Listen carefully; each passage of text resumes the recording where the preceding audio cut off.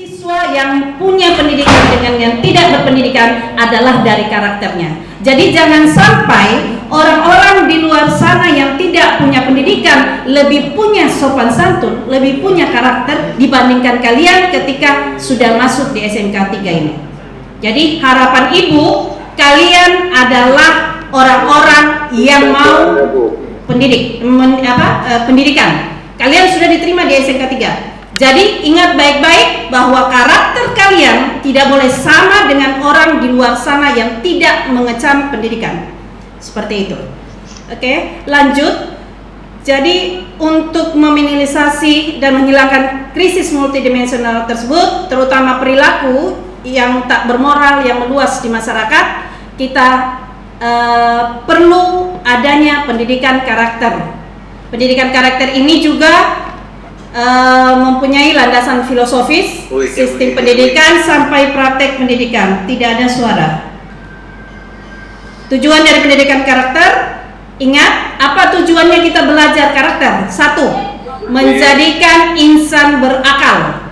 Jadi kalau nanti kalian masuk di sini tidak menggunakan akal, berarti apa bedanya dengan di luar sana? Oke, insan kompeten dan berguna, insan well adaptive yang bisa beradaptasi dengan baik, insan agent of change, artinya kalian bagian dari seorang yang bisa merubah, agen yang dapat mengubah sesuatu. Kenapa ada suara? Terus insan agent of change, tidak insan yang bertakwa dan melayani. Suaranya ibu ada nggak? Oke, kita lanjut pendidikan karakter di sekolah.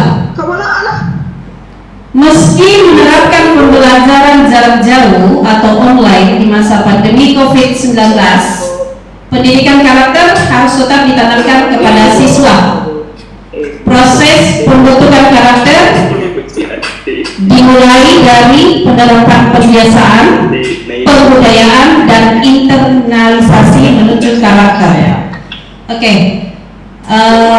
berdasarkan pembelajaran pendidikan berkarakter ini berdasarkan peraturan Presiden nomor 87 tahun 2017 dengan semboyan senang belajar di rumah kedua.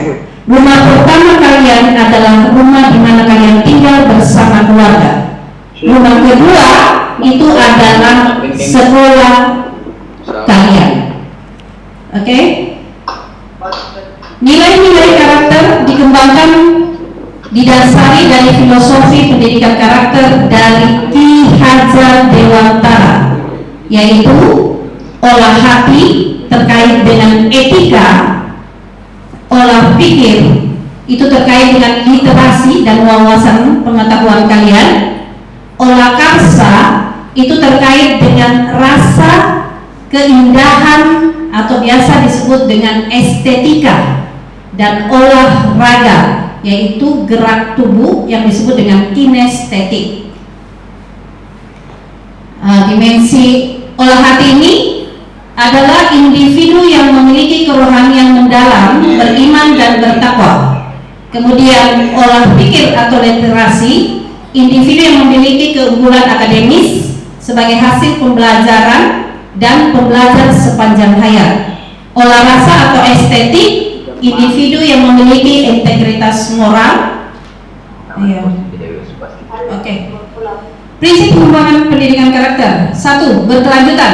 Jadi pendidikan karakter bukan hanya di SMK kalian dapat.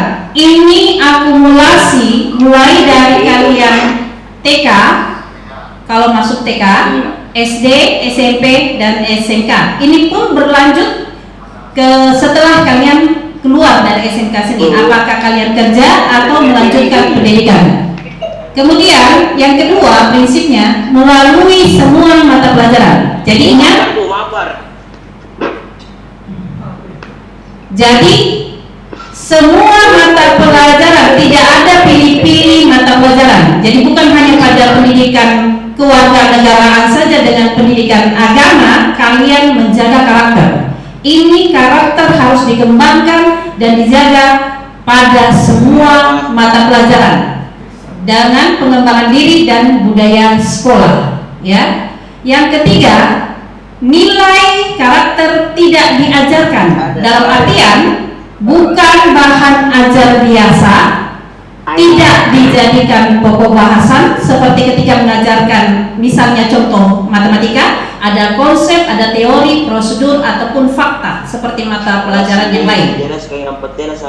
Namun mapel yang digunakan sebagai bahan, mapel karakter ini digunakan sebagai bahan atau media untuk mengembangkan nilai-nilai karakter itu sendiri. Prinsip yang keempat, proses pendidikan dilakukan peserta didik secara aktif dan menyenangkan. Oke. Sekarang kita lihat integrasi intrakurikulernya dan ekstrakurikulernya. Intrakurikuler mempelajari mata pelajaran umum untuk memenuhi kurikulum. Co-kurikuler karena di sini SMK teknologi berarti ada praktek atau ada kerja di lapangan. Kegiatan itu memperdalam kompetensi dasar pada kurikulum. Jadi itu namanya co-kurikuler. Kemudian ekstrakurikuler. Ekstrakurikuler ini kegiatan yang mengasah bakat, minat anak serta keagamaan. Jadi Ibu jelaskan di sini untuk ekstrakurikuler SMK Negeri 3 kalian bisa ancang-ancang dari sekarang. Untuk bakat dan minat itu ada futsal, kemudian ada seni budaya, kesenian ya, dan seni budaya, kemudian ada tim, kemudian ada paskibraka,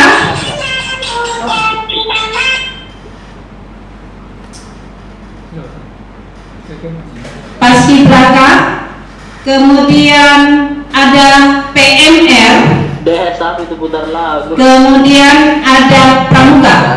Dalam hal ini Ibu ingatkan dan ingatkan juga pada orang tua bahwa pramuka itu menjadi mata pelajaran wajib. Jadi ingat sekali lagi, pramuka wajib. Ya, jadi semua kelas 10 itu wajib mengikuti pramuka. Jadi tidak boleh tidak ya, karena itu ada nilainya di rapor.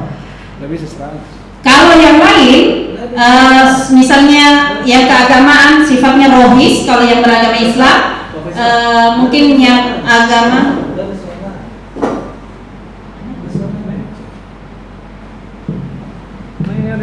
yang lain tidak mau ini tenang-tenang gini, yang perempuan ini tenang-tenang. Coba ping satu orang tes. Coba yang perempuan tes satu, kedengaran satu. Coba saya lihat, coba dites. What Aduh, mikrofon. Oke, saya ulangi lagi. Integrasi terbagi 3, intrakurikuler, co-kurikuler, dan ekstrakurikuler. Intrakurikuler itu mempelajari mata pelajaran umum untuk memenuhi kurikulum. Co-kurikuler kegiatan yang memperdalam kompetensi dasar pada kurikulum. Jadi itu bisa kerja praktek atau lapangan atau kerja yang sifatnya mendukung mata pelajaran kurikulum yang ada di kurikulum. Kemudian yang ekstrakurikuler di SMK 3, saya ingatkan kembali, ekstrakurikuler dari sekarang kalian sudah bisa menentukan di mana kalian mau masuk di ekstrakurikuler. Ada futsal, kemudian ada seni, kemudian ada PMR, Palang Merah Remaja, ada paskibraka, kemudian yang sifatnya keagamaan ada rohis untuk yang beragama Islam, yang non Islam, non Muslim itu biasanya ada kegiatan yang dilakukan oleh masing-masing, misalnya yang beragama Kristen ada kegiatannya. Tetapi untuk kelas 10 bagi kalian semua yang sudah dinyatakan lulus itu wajib ikut pramuka. Jadi jangan alpa karena itu ada di rapor. Berikutnya kegiatan pendidikan karakter. Jadi ingat, kegiatan co-kurikuler memuatkan kegiatan intrakurikuler. Kegiatan ekstrakurikuler lebih bersifat keminat siswa dan pengembangan diri.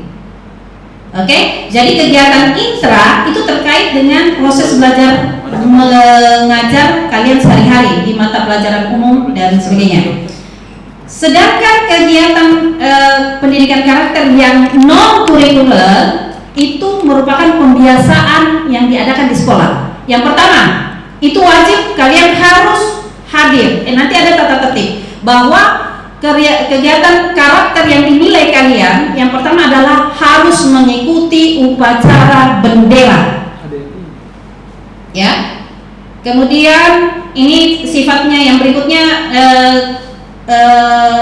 hanya menjadi wawasan kalian, yaitu menyanyikan lagu wajib dan daerah. Ketiga, membaca buku non pelajaran tentang pendidikan budi pekerti. Jadi nanti di sini dilihat budi pekerti kalian. Budi pekerti kalian, bagaimana sopan santun kalian, disiplin kalian. Ingat kebiasaan antri. Kebiasaan antri kalian. Kemudian terkait dengan situasi yang ada sekarang, yaitu kebiasaan terkait pandemi COVID, bahwa kalian begitu masuk atau meskipun tidak di sekolah adalah kalian harus selalu cuci tangan, kemudian memakai masker dan jaga jarak jika berada di luar atau di kerumunan orang. Jadi karakter di sini adalah tabiat dan watak kalian ya, dilihat nanti. Oke, yang berikutnya yang kegiatan non kurikuler adalah refleksi dan doa bersama. Pendidikan karakter juga non kurikuler itu terkait dengan orang tua dan keluarga di sekitar kalian. Ini dilakukan karena kita di sini full day dari Senin sampai Jumat. Nanti kalian lakukan di hari Sabtu dan Minggu. Jadi kalian nanti di situ dilihat karakternya berinteraksi dengan orang tua dan lingkungan. Oke. Terus integrasi tripusat pendidikan. Jadi ingat, kalian diajarkan karakter ini terhubung dengan 3 pusat pendidikan. Yang pertama, sekolah. Semua komponen SDM di sekolah itu kalian harus punya karakter yang baik. Jadi tadi sudah dijelaskan kepala sekolah bahwa di sekolah ini ada guru, ada tenaga non kependidikan, ada sapan dan sebagainya. Ya. Kemudian masyarakat. Nanti dilihat komunitasmu bagaimana di masyarakat. Kemudian bagaimana